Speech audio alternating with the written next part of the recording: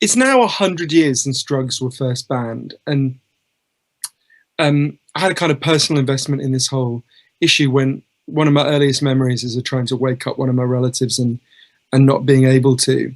And as I got old, it was too little then, but as I got older, I realized we had addiction in my family, drug addiction. And,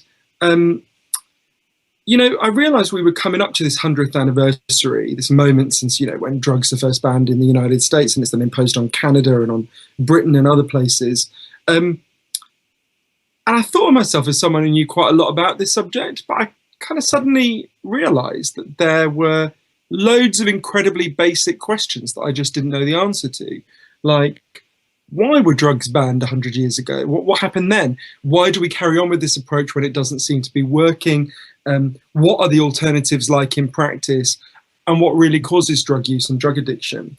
And I read a lot, obviously, but in what I read, I felt like I wasn't really, you know, a lot of the discussion was quite abstract. You know, it's like we're at a philosophy seminar and we're arguing about, oh, how might that work? And I didn't want to think in that way. I wanted to really understand it in a deeper way. So I realized I'd have to go and sit with lots of different people. I ended up going and traveling across loads of different countries and 30,000 miles and just sitting with a big range of people, from a transgender crack dealer in Brownsville, Brooklyn, to a hitman for the deadliest Mexican drug cartel, to you know, a scientist who spends a lot of time feeding hallucinogens to mongooses to see if they like them. They do. To the only country that's ever decriminalized all drugs, from cannabis to crack, Portugal. And I think the main things I realized are almost everything we think we know about this subject is wrong. Drugs are not what we think they are. Addiction is not what we think it is. The alternatives to the drug war are not what we think they are. And I really tell that in the book through the stories of people that I got to know and then relating that to the best kind of evidence and broader story. But I guess a large part of my book is about Canada for a few reasons. One of which is that you guys had some of the most amazing drug war activism has happened in Canada. It's something I think Canadians should be really proud of. I'll tell you about one example. It's one of the most amazing people I got to know for my book, actually. It's a story I'm sure a lot of you guys will know in some way, but in the year 2000, there was a homeless street addict on the streets of the downtown east side in Vancouver called Bud Osborne. And he was watching his friends die all around him. As you guys know, downtown east side is this very notorious place, notorious within Canada, you know, having, you know, massive concentration of addicts, one of the biggest concentration of addicts in North America, possibly the world. And what was happening is, because there was quite a strong policing of the neighborhood, people would shoot up behind dumpsters so the cops wouldn't see them. But if you're shooting up behind a dumpster so the cops can't see you, and you start to overdose, obviously if you're hidden, no one sees you, you just die. And what would happen is people's bodies would be found like 12 hours or a day later. And Bud thought, I can't just watch my friends die all around me. I can't just do nothing. But he also thought, what can I do? I'm a homeless junkie, right? And he thought about it a lot. And one day he had this idea, this really simple idea, right? He said, he gathered together a load of the addicts and he said, when we're not using, which even for like street addicts is most of the time, why don't we, just us, no officials, no one else, why don't we just get together and patrol the alleyways? We'll have a timetable and we'll patrol the alleyways and we'll look behind the dumpsters and in the places where people hide. And if we spot someone overdosing, we'll call an ambulance. It's just a simple idea. People were a bit skeptical, but they thought, oh, may as well try it. So they started. And within a couple of months, the death rate on the downtown east side started to really significantly fall. And that was obviously a great thing in itself because people who would have died were living. But it also meant that, you know, the addicts started to think about themselves a bit differently. They started to think, oh, maybe we're not just kind of pieces of shit. Maybe we can do something. Maybe we can change things a little bit. And they set up this group called VANDU, the Vancouver Area Network of Drug Users. I always get that wrong. And they decided to, well, first of all, they went to like public meetings where they would talk about the menace of the addicts, right? And they would sit at the back while people were talking about how evil addicts were and how they were destroying the neighborhood. And after a while, one of them, like Bud, would put up his hand and go, oh, I think you're talking about us. Is there anything we could do differently? And sometimes people would be really angry and appalled, and sometimes they'd be, you know, a bit puzzled, and sometimes they'd say things like, well, you leave your needles lying around. And Bud said, that's fine. We'll extend the patrols. We'll collect the needles. And they started to do that. And slowly over time, people start to think a little bit differently about the addicts, but, you know, not much changed. And Bud, and there was still a terrible death rate, obviously. And Bud in the library read that in Frankfurt, in Germany, they had opened safe injecting rooms for addicts where they could go and use their drugs legally and safely. And in Frankfurt, the deaths from overdose had virtually ended because of these injecting rooms. And Bud was like, oh, great, well, we've got to have this in Vancouver, right? We've got to do the same thing. But there had been nothing like that in North America since the start of the war on drugs. And at the time, Vancouver had this very right-wing mayor called Philip Owen, who said the solution to drug problems was to take all the local addicts and detain them at the local military base, right, and never let them out. That gives you some idea where he's coming from. You think about Philip Owen, if you want to picture Philip Owen, picture like Mitt Romney, right? He was a rich businessman from a wealthy family. He had no idea how hard people's lives were. And Bud and his friends decided they were going to stalk Philip Owen everywhere he went, and they carried with them a coffin. And the coffin said, who will die next, Philip Owen, before you open a safe injecting drug room? And everywhere Philip Owen appeared in public, they were there pressuring him. And this went on for years. And after a few years, people got a bit disheartened because they thought, oh, look, this guy, we're never going to change his mind. But one day, Philip Owen, totally to his credit, just said, looked at these people stalking him and just said, who the fuck are these people? And he decided to go incognito to the downtown east side. And he sat with a load of addicts and he listened to them. And it kind of blew his mind. He didn't know that their lives were like this. And he went and met Milton Friedman, the Nobel Prize winning economist, who was a terrible person, but was really good about the war on drugs, partly because he'd grown up under alcohol prohibition in Chicago. So he kind of knew how prohibition worked and what it does to people. And Milton Friedman explained the flaws of the drug war to Philip Owen. And Philip Owen came back and he held a press conference, and he had the chief of police, and he had the coroner, and he had a representative of the addicts. And he said, I'm never going to speak about addicts again without having one of them here. And we're going to open the first safe injecting room in North America. We're going to have the most compassionate drug policies in North America. And things are going to change around here. Just you wait and see. And Philip Owen, they opened the first safe injecting room in North America ever. And Philip Owen's party, right-wing party, was so horrified they deselected him and his political career ended. But the right-wing candidate they selected to replace him was beaten by a more left-wing candidate who kept the injecting room open. And when I went to the downtown east side, it was 10 years since the injecting room had first opened. And the results were in. Deaths from injecting drug use were down by 80%, 80%. Average life expectancy on the downtown east side had improved by 10 years. And, you know, it was this extraordinary transformation. You don't get changes in death rates like that except when wars end, which is what this was. And I went to see Philip Owen, and he told me it was the proudest thing he ever did. And he would sacrifice his entire political career all over again to achieve this. And Bud Osborne, the guy who started that uprising I got to know, he died about a year ago. You know, he'd been a homeless street addict during a drug war, and it really takes a toll on your health. And when Bud died, they sealed off the streets of the downtown east side where, you know, he'd lived as a homeless person. And there were loads of people in that crowd who knew that they were alive because of what Bud had started. And I think it's a really important story about this, I think Canadians should be really proud of, about the drug war, about politics generally. You know, it's hard to think of a more powerless person than a homeless street addict, right? In our culture. And, you know, Bud didn't sit there feeling sorry for himself. He didn't, you know, wait for a leader to appear. He didn't wait for politicians to magically change their minds. He started where he stood. and he persuaded and appealed to other people, and they appealed to the compassion and decency of ordinary Canadians, and they did make this big change. And there's still a long way to go, clearly. But, you know, the Canadian Supreme Court has ruled that Insight cannot be closed, that addicts have an inalienable right to health. Even though the Harper government wanted to shut that down, they couldn't. And I think that's a really important lesson about how powerful we all are to change things when we organise and band together. I'll just tell you one other story about an amazing Canadian. I think a really extraordinary Canadian, actually. And it's partly about the thing that most surprised me in the research I did for my book, which is about what really causes addiction.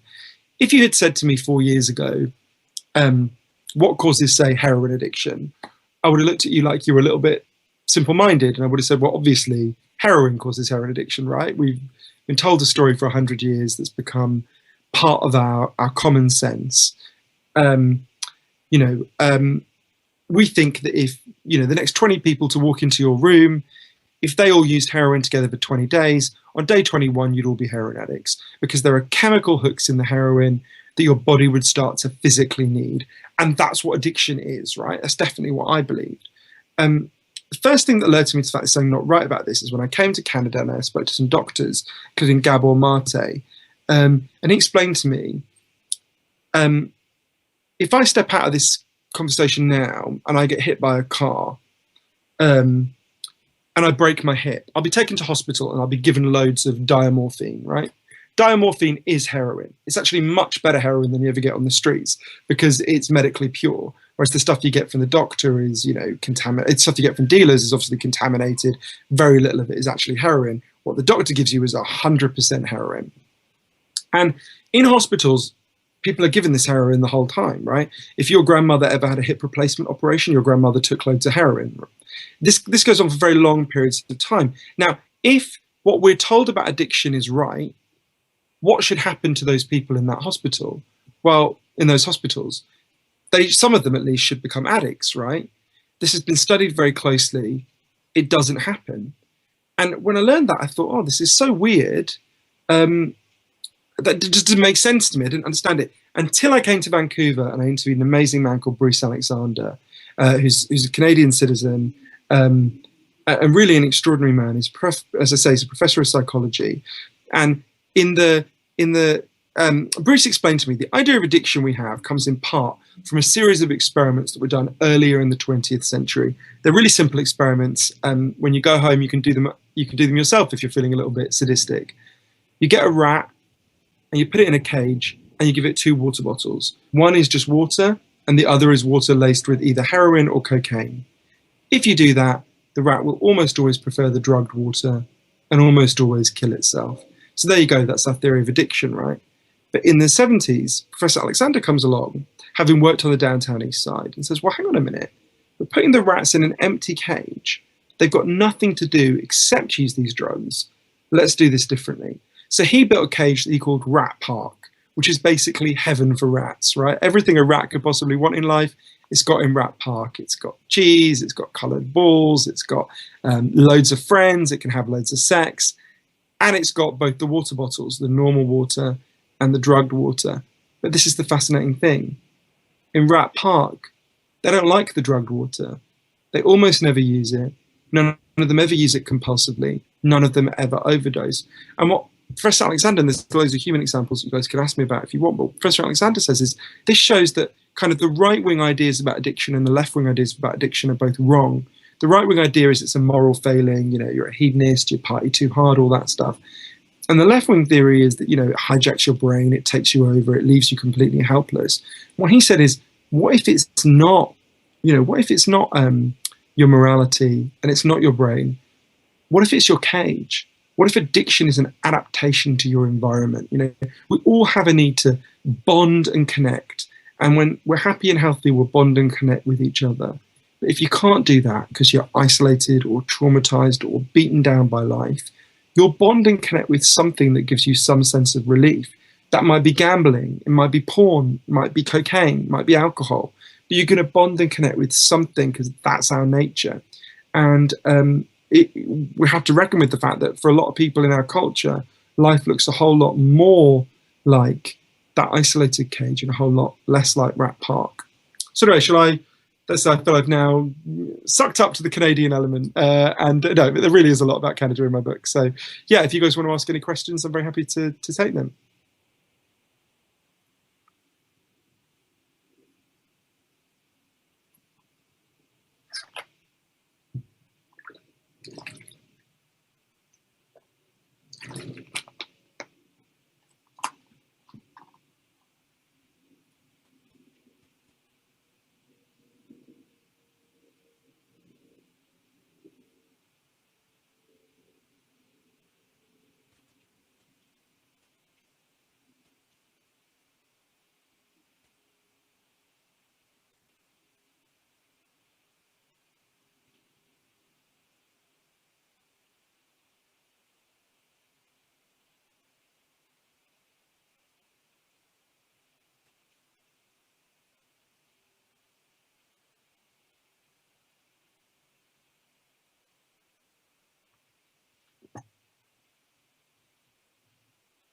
It's weird not being able to hear any of you. I feel like I'm talking in a kind of weird fog, like a weird drugged fog.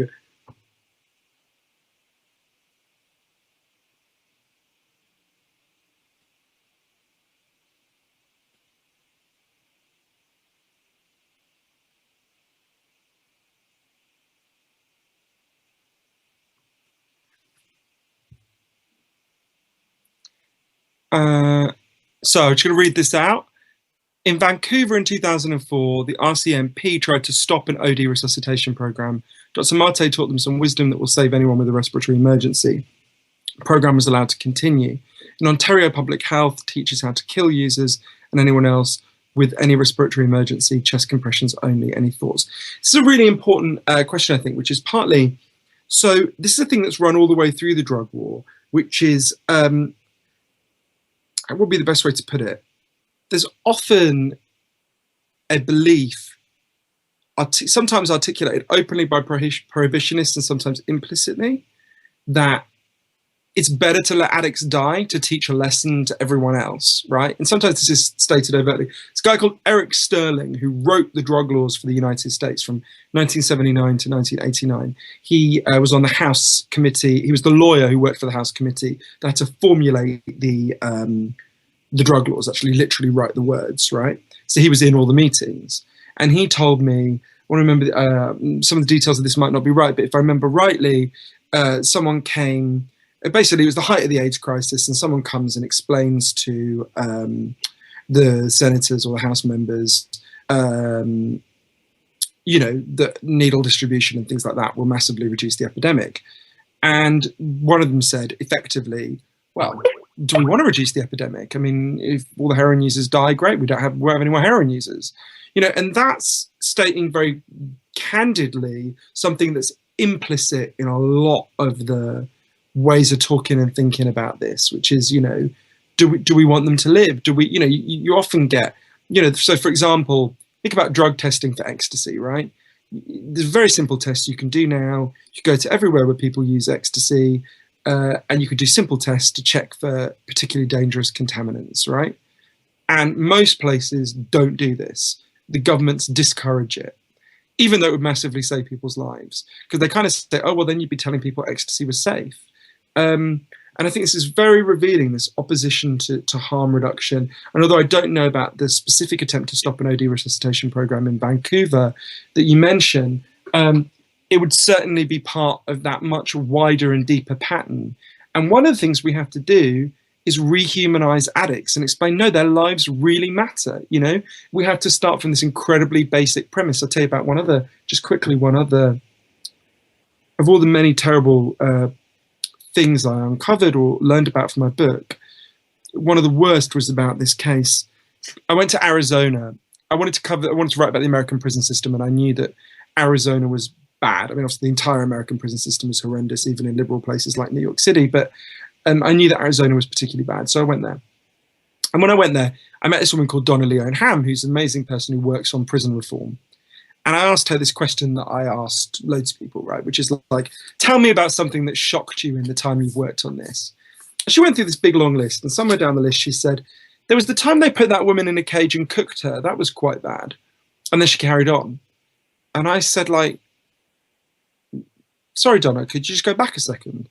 There was a woman called Marsha Powell who was a chronic crack and meth addict who kept being imprisoned either for having crack and meth or for prostituting herself to get them. And one day she was classified by the court as mentally disabled.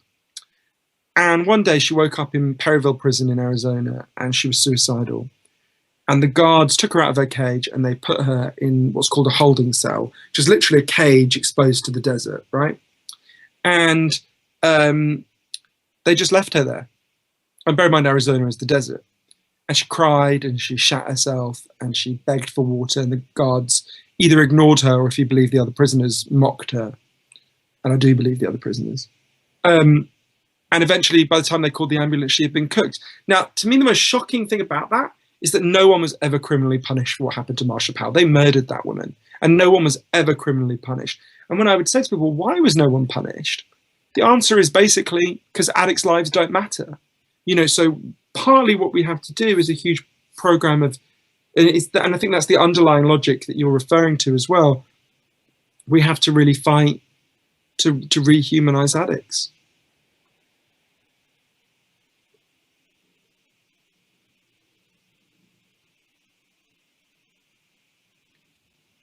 Hello.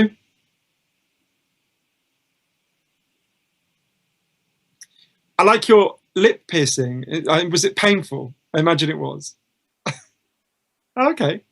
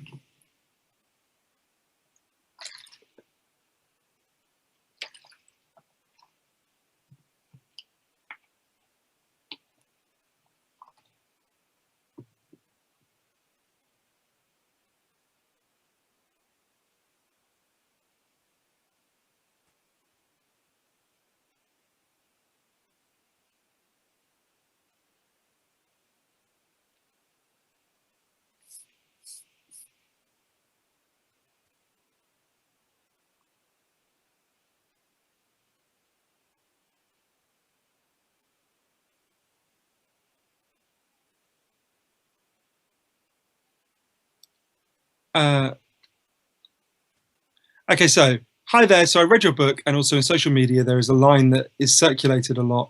The opposite of addiction is not sobriety, rather human connection. And I was wondering how you think this impacts addicts that are sober and have human connection. Yeah, it's a good question. I think so I'd say a few things about that. One is it goes back to what we were saying about Rat Park, right? That obviously, you know, the rats that had access to normal social life, a kind of mixture of everything, you know, all the stuff you want in life, meaning and friends and all those things, didn't want to use drugs all the time. Whereas the ones that were in terrible isolation and pain did want to be out of it all the time. And I think that's not the whole truth about addiction, but it tells you a really important truth about addiction. And you know, the ones that had a connection did not become addicted. And I think so an addict that's sober and has human connection, I think it would help to understand how that addict got sober. If you part of the path out of addiction is through rediscovering meaning and human connection. I think a good place that illustrates this is what happened in Portugal, where, you know,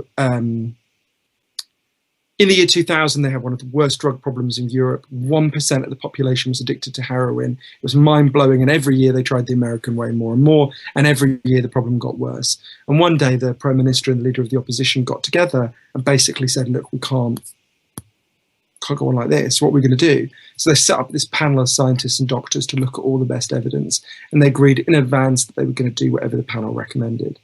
And the panel came back, led by this amazing man I got to know, João Goulão, and basically said, decriminalize all drugs from cannabis to crack, but, and this is the crucial next step, take all the money we used to spend on making addicts' lives worse and spend it instead on helping them to reconnect with the society. And the main way they did that was through, for example, it was not really things like rehab. It was mainly things, or they did do a bit of that, is mainly helping them to find purpose and meaning in their lives and connections. So the single biggest thing was finding them meaningful work. So there was a huge program of microloans so addicts could set up small businesses. And there was a huge program of job creation. So say you used to be a mechanic, they'd go to a garage and they'd say, if you employ this guy for a year, we'll pay half his wages, right? What they found is when people were back in, a social world, they rediscovered connections. There was a really significant, there was a 50% fall in injecting drug use over the 15 years of this experiment, and other forms of addiction fell as well. And of course, overdose massively fell. So, I think it's partly that process of rediscovering addiction, maintaining strong connections, strengthening and deepening your connections. And I think it's, that's a challenge for anyone, never mind just for addicts. But I think that's the absolute core of it. It's not the whole picture, obviously. But I do think that's a crucial element.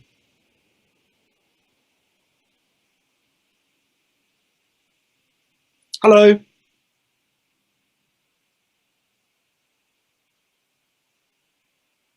I feel a bit like I'm talking to people who are in like purgatory, basically, or some like hell, like you're in this like grim light and we're appearing from behind. Sorry, I don't need to insult wherever the nice Toronto Anarchist Bookfair is happening. Can you talk about the relationship between racism and the drug war? Absolutely. Yeah, I opened my book with the story, a story that kind of blew my mind. Which is the story of how Billie Holiday was stalked and killed by the man who launched the war on drugs. If you had said to me when I started working on this, I think I knew the thesis of, I think I might even have read, I certainly read it in the research, I don't know if I'd read it when I started, Michelle Alexander's excellent book, The New Jim Crow. But I guess I hadn't really absorbed it, because if you had asked me, why were drugs banned 100 years ago, I would have guessed that they were for the reasons that most people, if you go and stop someone on the street of Toronto now and say, why are drugs banned? They're probably going to say, well, you don't want people to become addicted and you don't want kids to use drugs, right? Both of which are really admirable goals. I don't think war on drugs achieves that, but set that aside for a minute. I would have guessed that was the reason why it launched. What was fascinating when you go back and look in the archives, and I spent a lot of time in the archives, is to realize that's not at all why drugs were banned. In fact, that stuff barely came up. It's really interesting. In 1939, I think the story illustrates it, it's the story of Billie Holiday. In 1939, Billie Holiday stood on stage in New York City and she sang in Midtown, and she sang the song Strange Fruit, which you guys know is a song against lynching, right? And, her goddaughter Lorraine Feather said to me, you've got to understand how shocking this was to have an African-American woman standing up in front of an overwhelmingly white audience and, singing a song against lynching. She wasn't even allowed to walk through the front door of that hotel. She had to go through the service elevator because she was African-American. And that night, according to her biographer, Julia Blackburn, she gets a warning from the Federal Bureau of Narcotics that says, stop singing this song. And it seems a bit weird. What's that got to do with the war on drugs, right? Billie Holiday, of course, was a heroin addict. She had been raped as a child and then was prostituted from when she was 14 onwards. So basically raped for money, and she was really trying to deal with the grief and pain of that all her life. Harry Anslinger, the guy who gives that threat, who launches is basically the most influential person who no one's ever heard of. He's the inventor of the modern war on drugs. And Billie Holiday was like the kind of perfect symbol of everything he hated. So he took over the Department of Prohibition just as alcohol prohibition was ending. So he's got this big government department with nothing to do. And, he wants to keep it alive as the war on alcohol is ending. And he basically invents the drug war, and he builds it around these two really strong hatreds he had. One is a hatred of addicts, and the other was a hatred of African Americans. So, of course, Billie Holiday to him was like just everything he hated in one person. And he really became obsessed with her. It's very disturbing going through the archives and reading all his stuff about this. First of all, he sends this agent. He hated employing African Americans, but you couldn't really send a white guy into Harlem to stalk Billie Holiday. It'd be kind of obvious. So he employed an African American agent called Jimmy Fletcher, who followed Billie Holiday everywhere she went. actually fell in love with Billie Holiday. It's this really heartbreaking story. His whole life, he felt ashamed that he busted her. She's sent to prison. And when she gets out of prison, he makes it so it's very hard for her to sing. You needed a license to perform anywhere where alcohol was served, and he makes sure that she didn't get it. And then when she finally collapses with liver cancer, he has her handcuffed to the bed. He has her, denied methadone, so she gets really sick. And then she dies. And the kind of full story, I spoke to the last surviving person to be in the room as they're denying her the methadone, and she dies. And it's this really shocking story. It's actually an amazing story about Billie Holiday's strength and resistance as well. She always found somewhere to sing that song, no matter what they did to her. But I think it tells you a lot about what the drug war was about at the start, not least because at the same time that Harry Anslinger finds out that Billie Holiday was a heroin addict, he found out that Judy Garland, Dorothy from The Wizard of Oz, was a heroin addict, and he advises her to take slightly longer vacations and reassures the studio she's going to be fine. So, spot the difference between the two. And this, of course, continues right up to the present day. And I tell the story mainly through the story of this amazing cop in Baltimore that became my friend, Lee Maddox, of how deeply entwined racism is with the modern drug war. African Americans, 19% of drug dealers are African Americans. They make up 64% of the people who go to prison for it. There's this guy, Matthew Fogg, who's a friend of Lee, that cop, who one day went to his boss, he's also a cop, went to his boss and said, hey, boss, how come when we're doing drug raids, we only ever go to the African American neighborhoods? I'm pretty sure white people use drugs. Maybe we should go there for a change. And his boss said something like, yeah, of course white people use drugs, but they also get lawyers and they know judges and journalists. So, go for the low-hanging fruit. So it totally continues. Even when there's not racist intent, there's a racist effect. If you've got a law that half of the population breaks or has broken, right? Well, you can't put half of a country in prison. What are you going to do? You're going to go after the most unpopular groups with the least economic resources to fight back.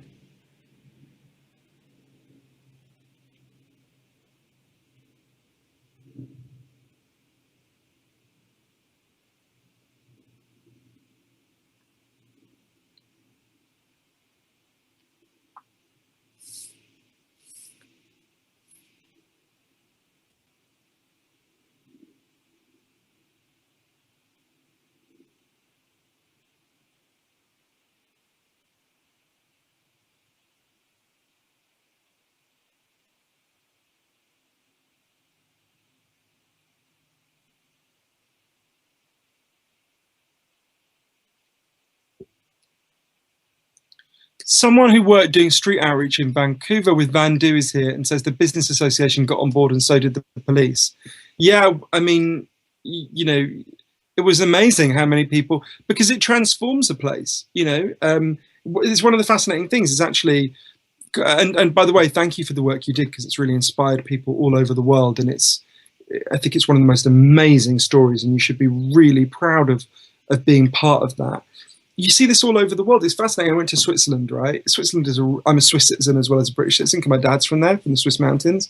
Switzerland is a really conservative country. My grandmother got the vote in 1978, right? We're not talking about San Francisco.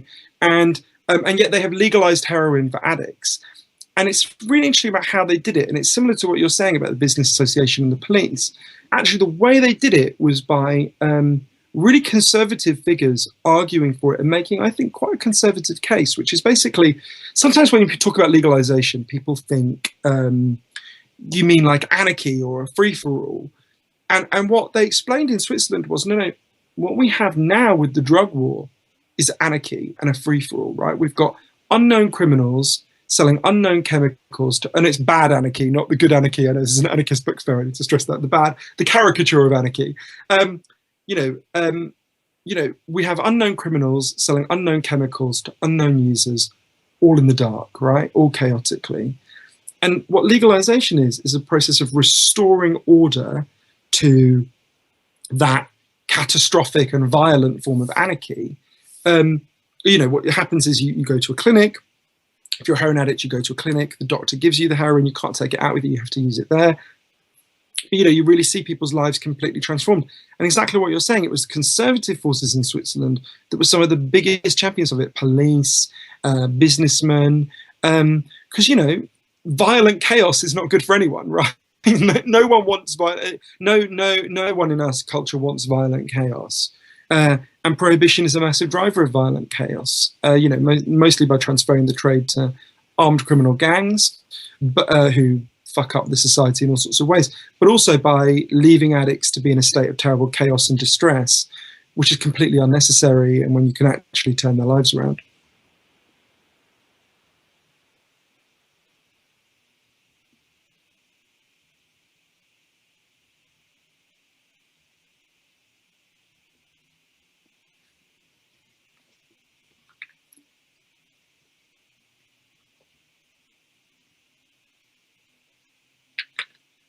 What did you think of Shoot the Messenger? Did you see it?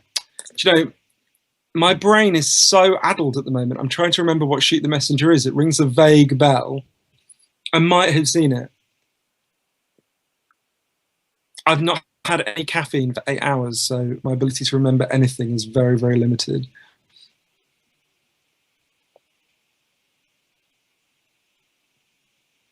Just while you're typing it, I'll say that there's a fantastic documentary. I'm sure most of you guys have seen it. I'm also blanking on the name.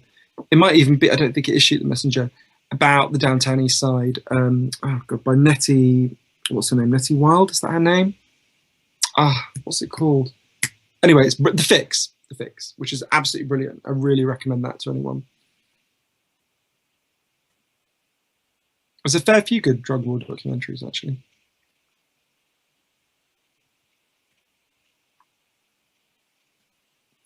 Movie with Jeremy Renner about the journalist who was driven to killing himself or possibly killed by the American government after exposing the CIA's role in allowing drugs to be brought into the US from Mexico. I have not seen that documentary. I think it's an important story, although I think it's, what's the best way to say this? Chris Webb, his name was. Webb? Yeah, it's not Chris. Sorry, my brain is not working. I need caffeine running into my veins on an IV drip, if that was legal and socially acceptable. Gary Webb, that's it. I think a story of Gary Webb is really important, but I think there's a danger. You are right, it's Gary Webb. But I think there's a danger in, and it needs to be honoured, and what he said was exactly right. But I also think there's a danger. So I'll back up and explain what I mean. For people who don't know, Gary Webb was a journalist who exposed something appalling that was happening, where basically during the Reagan administration, the Reagan administration wanted to fund the Nicaraguan far right, who wanted to restore the dictatorship of Somoza against the left-wing democratic regime, broadly democratic regime of the Sandinistas, who'd overthrown this terrible tyranny. And they couldn't get it through Congress, support for this far right, really disgusting far right murderers. It's a sign of how far right they were that even the American Congress wouldn't fund them, right? And they wanted to find the money somewhere else, and they did it lots of ways. And one of the ways they did it was by effectively allowing pro-Somoza forces to be involved in the drug trade, right? And Gary Webb exposed this, and it's an important story. Some people take from that, and he was treated absolutely appallingly and driven to suicide, or possibly, I don't know if he was killed. I think the evidence is fairly robust that it was a suicide, but I don't know. I haven't looked into it. But some people take from that story a conclusion that I think is not right, and for which there is not evidence. Some people believe that was a kind of that the CIA deliberately flooded African-American neighborhoods with crack in order to destroy Black America, right? I don't think that there's no evidence for that. And I don't think that's how it works. I think that buys into a kind of drug war, actually unconsciously buys into a series of drug war myths. The reason why there was a crack epidemic is because there was terrible pain and suffering in Black America, caused partly by Reagan and people like him. And people wanted to use the crack, right? It's not like you had to. It's a bit like the drug pusher idea, like you don't need to have drugs pushed on you. It doesn't work that way. And I think the danger is that it could feed into a kind of it can actually reinforce a drug. Firstly, I think it's not true, right? There's just no evidence for it, so we shouldn't say it because it's not true. But secondly, I actually think it's dangerous because it can reinforce. And by the way, I want to stress Gary Webb didn't say any of that. That's not what Gary Webb was about. but it can reinforce kind of argument where people say, well, of course, if the government wanted to stop this, they could. Therefore, it must be happening because the government wants it to happen. And I think that overascribes power to any government. We can't even keep drugs out of prisons, right? And we've got a walled perimeter and we pay people to patrol it the whole time. It's not that no government can, I mean, maybe the most extreme of tyrannies can, you know, for a brief period prevent drugs. You know, there is some evidence that in Maoist China and Taliban Afghanistan, they did for a brief period somewhat repress drug use, right? I mean, literally, genuinely suppress it at the cost of being the worst and most hellish police states you could possibly imagine, right?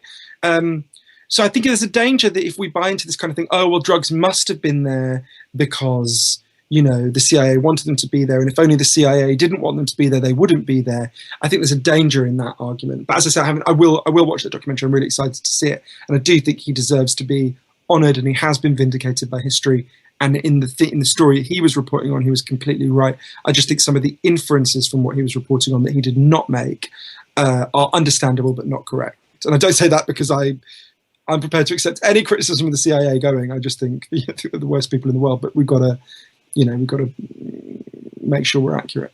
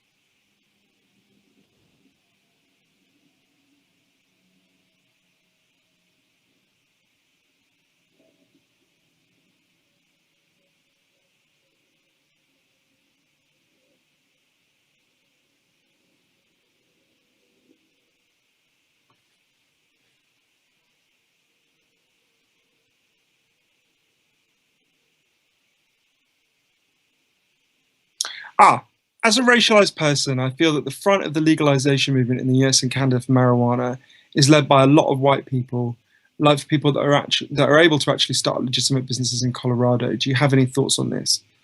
I do. This is a difficult. I think you're right, and I think it's a challenging question. So there's several layers to this. One is the drug reform movement representative of the victims of the drug war, right? And it's not, and it should be, which is not to say that people doing work at the moment are not fantastic people doing really important work. They absolutely are. What we need to hear more of, and this is about adding things, not taking away the people who are already there, who we desperately need, is to have more people who, you know, are the victims, like Chino Hardin, for example, who I have a chapter about in my book, who's one of the best people I know. Chino was conceived when his mother, who was a crack addict, was raped by his father, who was an NYPD officer. He's a child of the drug war in the truest sense, and he was a dealer from when he was 13, a crack dealer. He spent a lot of his childhood in and out of youth detention and then Rikers Island. And Chino is now one of the most articulate opponents of the drug war in New York City and indeed in the United States, and led a campaign to shut down the youth detention center, successfully shut down the horrendous youth detention center that he was put in as a kid. I think we need a lot more like that. There are lots of amazing, Deborah Peterson Small, Jasmine Tyler, there's some really amazing, Michelle Alexander, Carl Hart. There's lots of really extraordinary African Americans who are at the forefront of the ending the drug war. I would like to see more First Nations people in Canada be at the forefront of this as well, since they are some of the most prominent and terrible victims of what's happening in Canada. So I think Yeah, like the story of Bud Osborne that I started by talking about. You know, that's really a story of the victims rising up and resisting and appealing to people. So I think you're right. So there's that question about should it be more representative? Absolutely, it should, not least because race is a huge part of it. But there's another layer to that question, I think, which is a harder thing to talk about and think about, which is, at the moment, the drug war is absolutely devastating to African Americans. It also, at the same time, because of all the violence, because of all the mass incarceration, for all those things, right? Because the huge amount of violence that happens in the neighborhoods because of prohibition, because of the fact that, you know, 1 in 3 young black men in Washington, D.C. are in prison on probation or parole at any given time. But at the same time, there is also a huge amount of money that runs through those neighborhoods because the drug trade is there, right? Now, that doesn't mitigate the terrible harm caused by all the other things in any way, but it is just a reality that that is the case, right? And there is a reality that when you legalize, you will take away all the catastrophes, the violence, the mass incarceration, and so that's why I'm in favor of it, right? The things you gain are much better than the things you lose. But there will be something that is lost. And that will be, there will be a lot of people who currently make a reasonable living in bad circumstances who will have that living taken away when there's legalization. And that is a difficult and genuine challenge. Now, I want to stress again, the things you gain are much better than the things you lose. But that is a real challenge. And I think, obviously, what I would like to see would be economic regeneration in those neighborhoods, not least because we're going to get an enormous amount of taxes when we legalize drugs, right, that we don't currently collect. I would like to see a significant amount of that money on reconstructing those places where that will feel an economic negative effect as well as all the economic positives. So I think that's a very, I don't think I've ever talked about that in public before. It's a genuinely difficult challenge, that. And of course, northern Mexico as well. Of course, you know, northern Mexico, 70,000 people have died in the most horrific possible way. There's a lot more to be gained than lost, but equally there will be a loss to northern Mexico when the drug trade is legalized as well. I mean, I'll take those drawbacks over what we've got now any day of the week, but it's a real dilemma.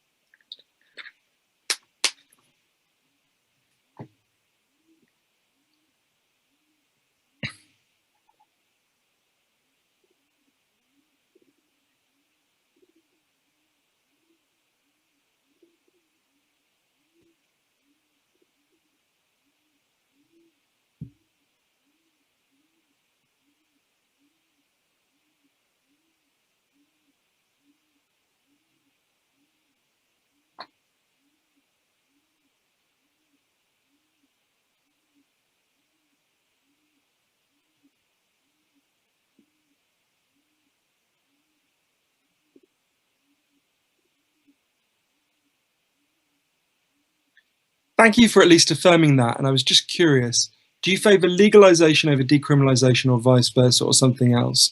And what do you think about the legalization of drugs coming into a capitalistic economy with ongoing colonialization, racism, and classism? Excuse me. So I'll do those two separately. So the best way to explain the difference between decriminalization and legalization. So decriminalization is where you stop punishing the users, but they still have to get their drugs from armed criminal gangs. Legalization is where you open up legal avenues to get your drugs. So the crudest way of putting it is that decriminalization shuts down Orange is the New Black and legalization shuts down Breaking Bad. And I'm in favor of legalization because it shuts down it shuts down both Orange is the New Black and Breaking Bad. Now, legalization means different things for different drugs.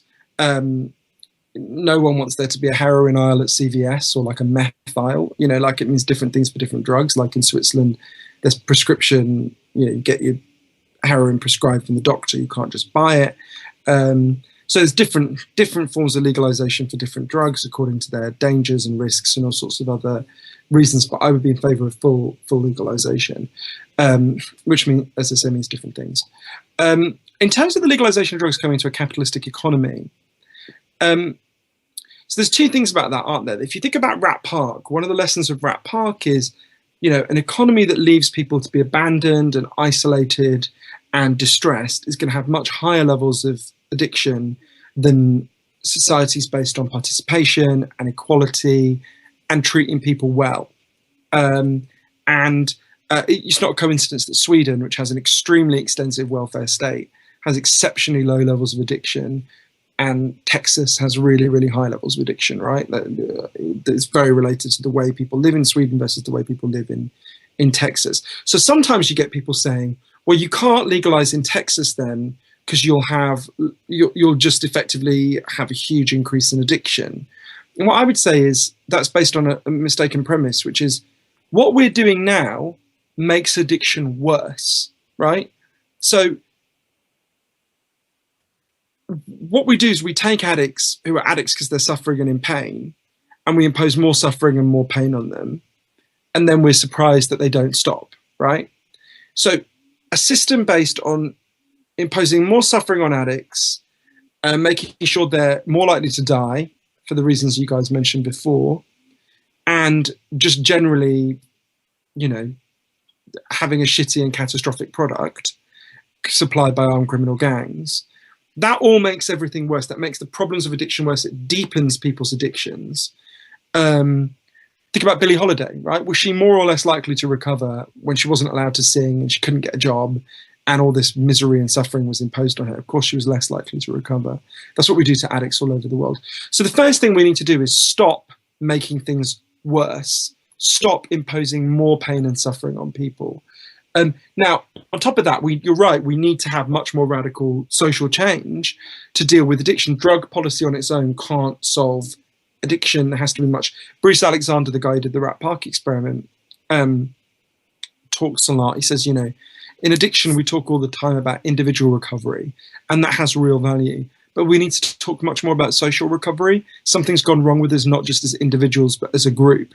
And, the way we live, particularly the kind of extreme hyper-capitalism we live with in our culture is really destructive. There's this interesting study that looked at Bill McKibben, the great environmentalist writer, talks about this.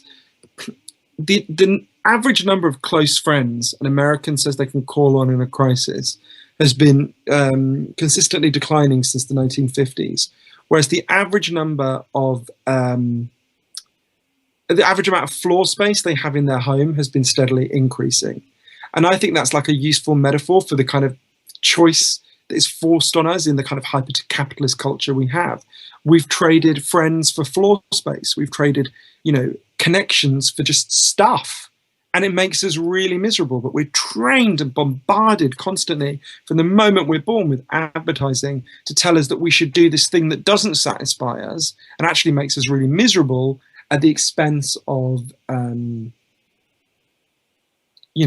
things that actually would help us. Now, I am in favour of changing those things anyway, right? Even if it didn't have this effect in terms of addiction. But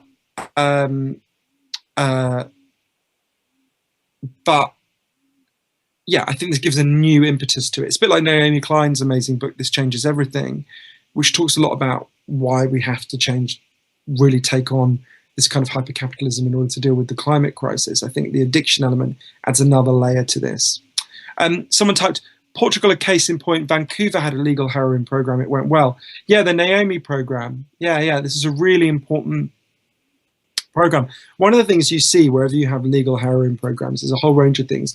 Firstly, massive fall in overdose, partly because people use where they're monitored, partly because people know what dose they're taking. Imagine if every time you drank alcohol, you didn't know if it was like a really light beer or absinthe, right? That's what happens to heroin users. You don't know how much, under prohibited market, you don't know how much heroin you're taking. Anytime you use it, that's terribly dangerous and makes overdose much more likely. So you get a big reduction in overdose. You get a big reduction. You stop getting things like abscesses, because that's all due to impurities and the fucked up nature of a prohibited drug. You get a huge fall in street crime and violent crime, because obviously addicts don't have to steal or commit property crime to get their drug. You get a huge fall in street prostitution, because you don't get, obviously most women prostitutes, a huge number of them are doing it to get their drug rather than because they want to be having sex with loads of random strangers for money. Yes, I think you're totally right. And the Naomi program is a really interesting and important experiment.